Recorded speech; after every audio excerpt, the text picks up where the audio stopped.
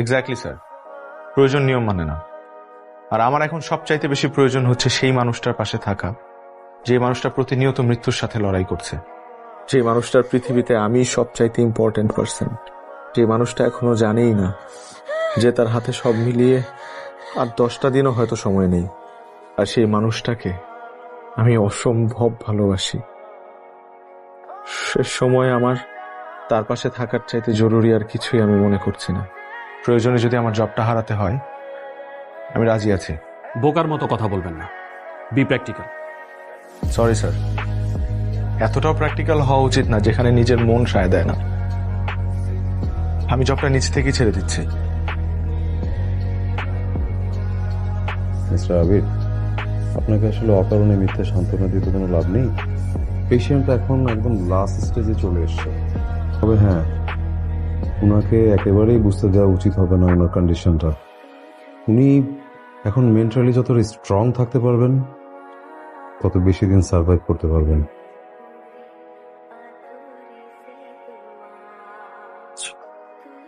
কি বলে ডক্টর? বললো তুমি খুব দ্রুত ইমপ্রুভ করছো। এখান থেকে নিয়ে চলো না প্লিজ। নিয়ে যাবো। সালাম আলাইকুম আপু। ও আমার একটু বের হতে হবে, তুমি আসো।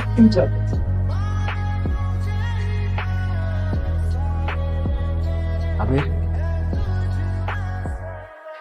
লিয়ার কাছে শুনলাম তোর হার্টে নাকি প্রবলেম, তাই ভোরের ট্রেন ধরে সোজা তোর কাছে চলে আসছে। আমার হার্টের প্রবলেম মানে? নীলিমা তো তোর হার্টই। মানুষটাকে যে পরিমাণ ভালোবাসিস তুই, তোর হার্ট কাজ না করলেও চলবে, কিন্তু নীলিমাকে তো তোর লাগবেই না।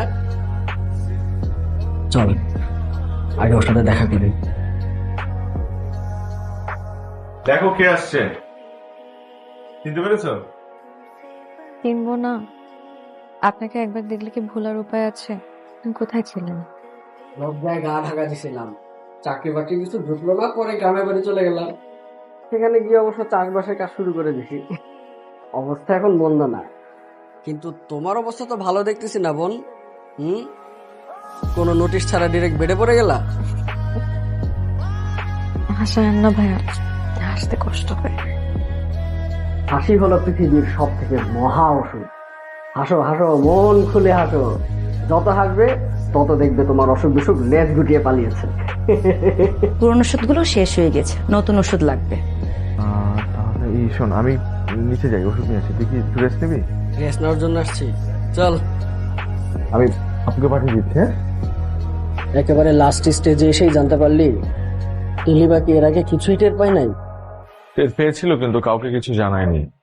লিউকেমিয়ার সেকেন্ড স্টেজে এসে ডক্টর বলেছিল কেমো দিতে হবে আর বোন ম্যারো ট্রান্সপ্লান্ট করতে হবে। খরচের কথা চিন্তা করে হয়তো বা ব্যাপারটা চেপে গেছে। এটা কোনো কথা? এত বড় একটা অসুখ এভাবে চেপে যায়? ও তো এমনই, বাবা মারা যাওয়ার পর ফুল ফ্যামিলি নিয়ে এখন দুলাভাই আর বোনের সাথে থাকে। এত খরচের একটা ধাক্কা, ও আসলে বার্ডেন হয়ে থাকতে চায়নি ফ্যামিলির উপর। এত সহজে ওকে যেতে দিতাম না। আবির, তুই বিদেশ নিয়ে যাই। এখন আর কোনো লাভ নেই, ওর সারা শরীরে ক্যান্সারের জীবাণু ছড়িয়ে গেছে, এমনকি ব্রেনেও। আমার এই দু হাতের উপর আমার ভালোবাসার মানুষটার মৃত্যু হবে আর আমি অসহায়ের মতো সেটা তাকিয়ে দেখবো। আরে ভাগ্য, এখনো সময় আছে আমাদের হাতে। আমরা ওর প্রত্যেকটা মুহূর্ত, প্রত্যেকটা সেকেন্ড এমন প্রাণবন্ত করে তুলবো যেন আমার বোনটা হাসি মুখে বিদায় নিতে পারে। হ্যাঁ,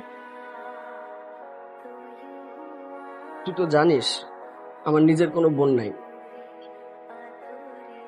নীলিমাকে আমার বোন মানছিলাম। এই টাকাগুলা ওর শেষ হাসির জন্য। এখন থেকে ওর যা যা ইচ্ছা, যা যা পছন্দ সবকিছু এনে ওর সামনে হাজির করবো। কি হয়েছে? কিছু না, আপনার পাশাপাশি মা কান্নাকাটি করছিল তো আপু আমার রাগ করছে, মাথার ভিতরে মনে হয় একটু বাসছে। আচ্ছা কোনো খাবো, আমি দেখে আসি। না দাঁড়াও, উনি দেখেন, আপনাকে আমি অনেকবার বলেছি আন্টি কান্নাকাটি করা যাবে না। ওর সামনে তো নাই, ওর পিছনেও কান্নাকাটি করা যাবে না। সবার কষ্ট আর মায়ের কষ্ট একটা বাবা। আপু, নীলিমা কোথায়? আবির ও ড্রেস চেঞ্জ করতেছে। আর তোমরা এসব কি নিয়ে আসছো এত কিছু? ওই নীলিমা কর্ন স্যুপ পছন্দ করে, কর্ন স্যুপ আনছি, মাশরুম স্যুপ আনছি, আর তোমাদের জন্য পছন্দের খাবার নিয়ে আসছি। আজকে সবাই একসাথে খাবো। আবির, প্রতিটা মিনিট পার হচ্ছে আর মনে হচ্ছে জীবন থেকে কি যেন নাই হয়ে যাচ্ছে। ও প্লিজ আপু, তুমিও যদি এখন এভাবে মানসিক ভাবে ভেঙে পড়ো তাহলে আমি কি করব? আমার তো আর কিছুই করার থাকবে না। আমি চাই নীলিমা শেষ দিন পর্যন্ত তার ভালোবাসার মানুষগুলোর হাসি মুখ দেখে যাক। Please help me. মা কোথায়? মা খেয়েছে কিছু? মুখেই তো দিতে চাচ্ছে না কিছু, সারাক্ষণ লুকিয়ে লুকিয়ে কাঁপে।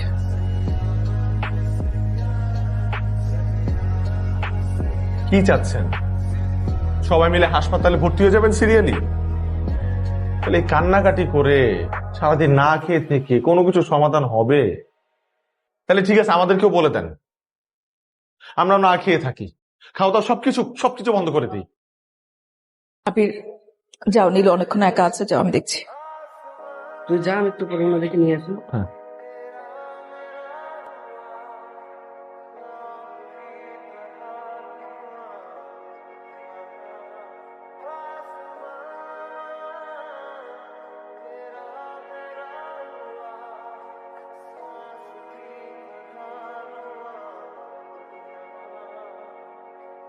আমাকে সত্যি করে একটা কথা বলবেন?